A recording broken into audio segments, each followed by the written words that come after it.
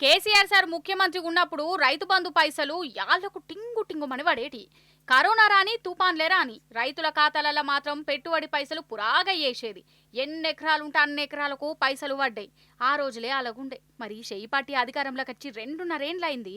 ఈ 2.5 ఏండ్లలో ఎన్ని మాటల రైతు బంధు పైసలు పడ్డాయి, ఎన్ని వేలేసిర్రు?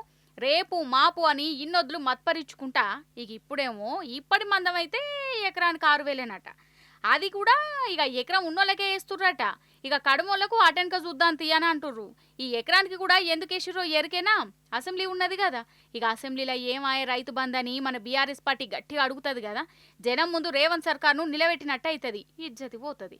ఆగు గట్ల కావద్దని ఏదో ఎట్టికి వేసినావా అంటే వేసినాం అనుకుంటా రైతు బంద్ వేసిర్రట. మరి కడమ పైసల కోసం ఇంకో నెలన్నర దాకా ఎదురు చూడవలసి వస్తుందా అంటుర్రు.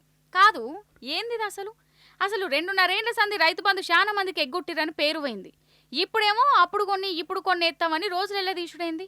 అసలు ఈ రైతు బంధు పైసలు దేనికోసం? పంట పెట్టుబడి కోసమే కదా.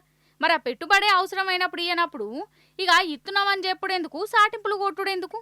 ఇంకా అప్పుడు కేసీఆర్ సార్ రైతు బంధు ఇస్తా అంటే ఇదే షెయి పార్టీ లీడర్లు, ఇదే రేవంత్ సార్ ఏమన్నాడోలా, 3 పంటలకు ఇయ్యాలే అని రాగాలు తీసే కదా. మరి ఇప్పుడేమో ఒక పంటకి ఇచ్చేతందుకే వీళ్ళతో అయితలేదు. ఓటాన్ అకౌంట్ బడ్జెట్ బుక్ అధ్యక్ష 2024-25 బట్టి గారు ఏం చెప్పారంటే అధ్యక్ష, రైతు భరోసాకు ఏటా ఎకరానికి 15,000 చెల్లించాలన్నది మా ప్రభుత్వ సంకల్పం అన్నారు. రెండో బడ్జెట్లో ఏమంటారంటే రైతు భరోసా పథకం కింద రైతులకు ఏడాదికి ఎకరానికి 12,000 రూపాయలు అందిస్తాము అన్నారు. ఓటాన్ అకౌంట్లో 15,000 అన్నారు. మొదటి బడ్జెట్లో 15,000 అన్నారు. రెండో బడ్జెట్కి వచ్చేసరికి ఎకరానికి 12,000 ఇస్తామని చెప్పి బట్టి గారు సెలవిచ్చారు అధ్యక్ష.